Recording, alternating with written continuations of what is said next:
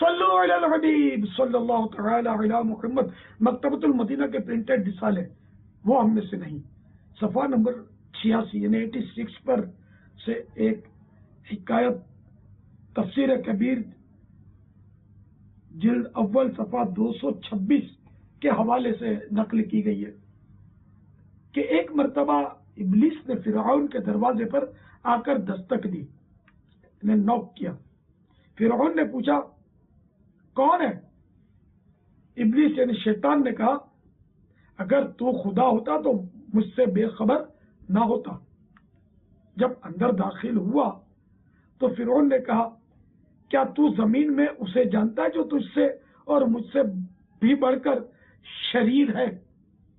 کہنے لگا ہاں، حسد کرنے والا، اور میں حسد کی وجہ سے ہی اس مشقت یعنی تکلیف میں، محنت میں، مصیبت میں پھنسا ہوں.